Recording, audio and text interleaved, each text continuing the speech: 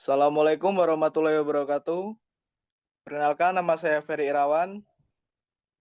Di sini saya dan kelompok saya akan mempresentasikan sedikit materi mengenai perkembangan kepribadian dan emosi anak.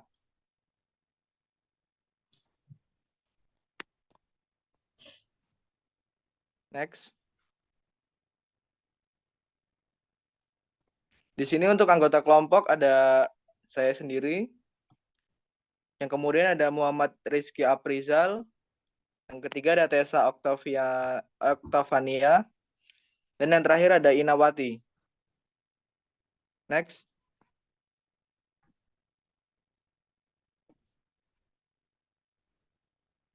Latar belakang. Kepribadian dan emosi merupakan dua aspek utama dalam psikologi yang memainkan peran krusial dalam membentuk karakter dan kesejahteraan psikologi seseorang.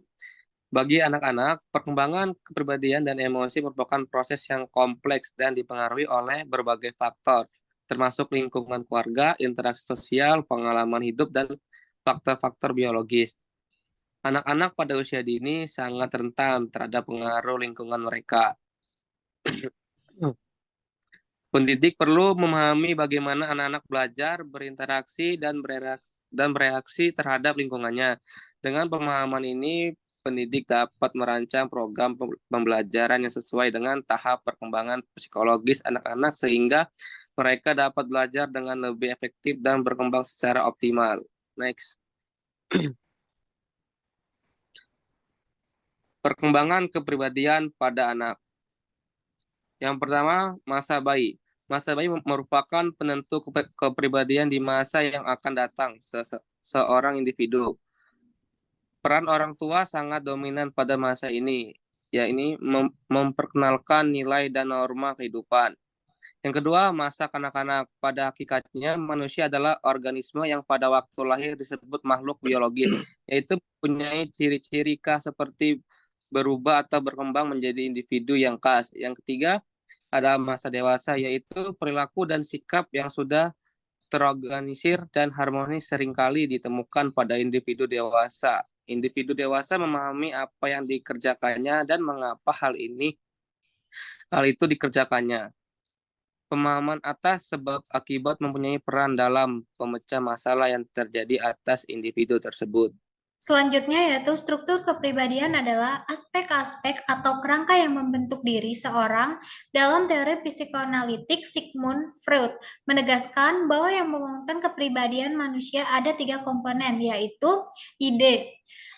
ID adalah sistem kepribadian yang asli, di mana manusia secara lahiriah hanya memiliki ID saja. Yang kedua itu ego, memiliki sistem kerja pada dunia luar untuk menilai realita. Ego berfungsi untuk mengatur dorongan-dorongan ID agar tidak melanggar nilai-nilai ego, merupakan pelaksanaan dalam kepribadian seseorang, di mana ego berfungsi untuk memerintah, mengatur, dan mengendalikan kepribadian antara keseimbangan ID dan super ego. Perkembangan emosi pada anak. Perkembangan emosi pada anak, masa kanak-kanak mencakup kemampuan anak-anak untuk menyayangi, mencintai, merasa nyaman, percaya diri, berani, gembira, kecewa, marah, serta bentuk-bentuk emosi lainnya. Pada tahap ini, perkembangan emosi anak sangat dipengaruhi oleh kedekatan antara anak dan orang tuanya, maupun interaksi dengan orang-orang yang ada di sekitarnya. Impuls emosi yang diterima akan mempengaruhi perkembangan emosinya. Contoh, jika anak mendapatkan kekerasan dari orang tuanya, maka ia akan belajar untuk membenci. Begitupun sebaliknya, seorang anak yang mendapatkan perhatian dan kasih sayang hangat dari orang tuanya, maka ia akan belajar untuk menyayangi sesamanya. Adapun perkembangan emosi pada anak dimulai dari beberapa fase. Yang pertama, fase bayi, yaitu mulai dari umur 0 sampai 2 tahun. Fase bayi merupakan fase pertama dalam perkembangan hidup manusia, di mana fase ini juga fase yang tersingkat karena dimulai dari 0 sampai 2 tahun. Karakteristik pada fase bayi adanya kelekatan dengan orang tua atau dengan pengasuh yang disebut dengan sense of truth, yaitu kepercayaan akan kasih sayang. Kedua, yaitu fase kanak-kanak pada usia 3 tahun. anak sudah dapat mengekspresikan emosinya dengan lebih kompleks baik secara verbal maupun nonverbal. Anak sudah belajar tentang konsekuensi atas tindakan yang dilakukan, melihat dan memahami sebab dan akibat, dan belajar membedakan mana yang baik dan salah dalam mengekspresikan keinginannya. Anak sudah dapat mengendalikan perilaku dan sudah mulai beradaptasi dengan kegagalan. Selanjutnya yaitu hubungan antara kepribadian dan emosi anak. Terdapat hal-hal fundamental dalam mendorong pengembangan sosial emosional anak. Kompleksitas permasalahan pada zaman ini membuat seorang anak mengalami tekanan dan stres yang mengakibatkan emosi anak menjadi labil. Terlebih kemajuan iptek memberikan dampak positif maupun negatif terdapat emosi anak. Terdapat kecenderungan pada generasi milenial ketika tidak adanya kemampuan mengelola emosinya dengan baik. Kesulitan akan mengendalikan emosi juga akan berdampak bagi kepribadian dan kemampuan sosialnya di masyarakat. Keluarga merupakan lembaga pertama dalam mendidik dan mengarahkan anak, yaitu salah satunya fungsi keluarga merupakan pengenalan akan norma dan nilai keluarga untuk memberi bekal kepada anak dan bersikap dan berperilaku. Melalui asuhan dan contoh perilaku orang tua, anak dapat meniru dan perilaku orang tuanya. Anak juga dapat mengekspresikan emosinya. Lingkungan utama yang berfungsi menanamkan prinsip-prinsip emosi, yaitu pengekspresian emosi dan pengalaman emosi adalah keluarga. Pengalaman pertama akan didapatkan oleh anak karena keluarga merupakan circle terdekat dalam pengalaman anak dalam bersosialisasi. Faktor pendukung dalam mengelola emosi dan pembentukan kepribadian adalah motivasi. Motivasi memegang peranan penting pada saat seorang individu melakukan sesuatu karena pada setiap tingkah laku manusia ada sebab dia melakukan perbuatan tersebut.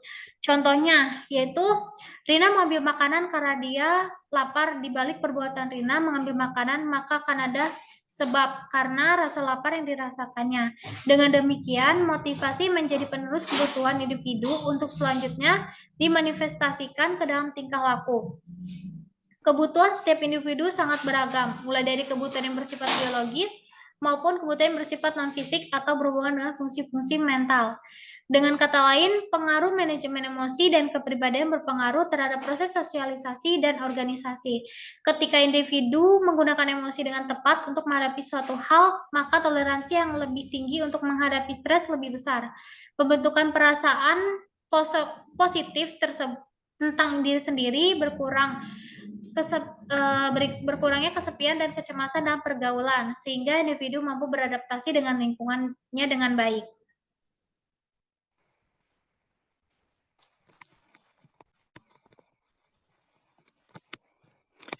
Jadi kesimpulannya, kepribadian dan emosi anak ini merupakan dua aspek yang penting dalam perkembangan psikologis manusia.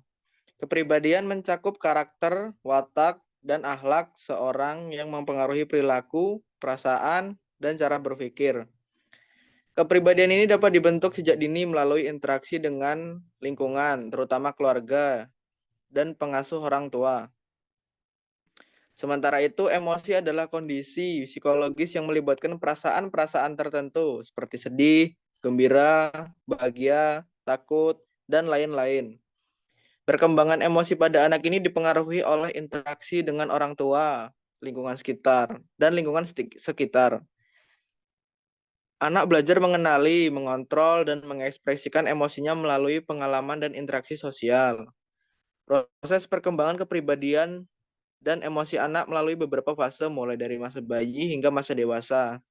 Faktor-faktor seperti seperti pengasuhan, lingkungan, dan interaksi sosial memainkan peran penting dalam pembentukan kepribadian dan emosi yang sehat pada anak. Manajemen emosi yang baik juga berperan dalam membentuk kepribadian yang positif dan adaptif pada anak. Dalam konteks pendidikan dan pengasuhan anak, pemahaman yang mendalam tentang perkembangan kepribadian dan emosi anak sangat penting. Dengan memahami fase-fase perkembangan ini, orang tua dan pendidik dapat memberikan dukungan yang sesuai dengan membantu anak mengembangkan kepribadian dan emosi yang sehat, sehingga dapat tumbuh menjadi individu yang mandiri, percaya diri, dan mampu beradaptasi dengan lingkungan dengan baik. Oke, mungkin itu saja sedikit materi yang dapat kami sampaikan. Kami akhiri. Wassalamualaikum warahmatullahi wabarakatuh.